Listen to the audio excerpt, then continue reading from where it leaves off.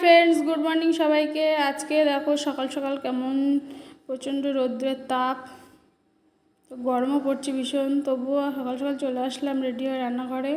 সব কিছু গুছিয়ে নিয়েছি, আর কিছু চলছে গোছানো, শাশুড়ি গুছিয়ে দিচ্ছে।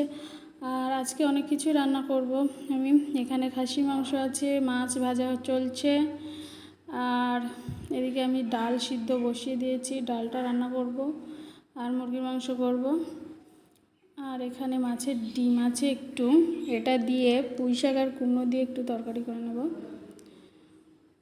আমি সকাল সকালই সব কিছু শুরু করে দিয়েছি, কারণ না হলে টাইমের মধ্যে রেডি করতে পারবো না।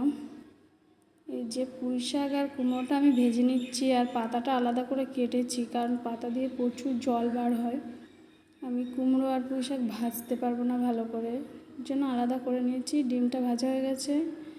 আর আমি এই যে মাছের ঝোল করব পটল দিয়ে, পটলটা ভাজতে বসিয়ে দিয়েছি।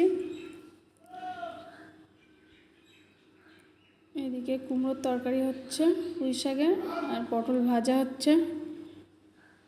আমার মাছের ঝোলও কমপ্লিট হয়ে গেছে। এদিকে এবার মুরগি মাংসটা চাপিয়ে দেব কড়ার মধ্যে। প্রথমে আলু আর পেঁয়াজ দিয়ে ভাজছি, ভেজে এবার মশলা দেব, দিয়ে কষিয়ে দিয়ে মাংসটা করে নেব।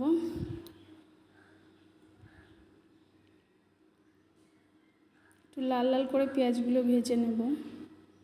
আর আমি খাসি মাংসের জন্য একটা বড় কড়াই বসিয়ে দিয়েছি ওভেনে, কারণ ছোট কড়াইতে মাংসটা ধরবে না। তারপরে সব কিছু আলু পেঁয়াজ মশলা কষিয়ে নিচ্ছি এখানে। কষিয়ে এবার মাংসটা দিয়ে দেব, দিয়ে আবার ভালো করে কষিয়ে নেব, নিয়ে সব কিছু করে নেব।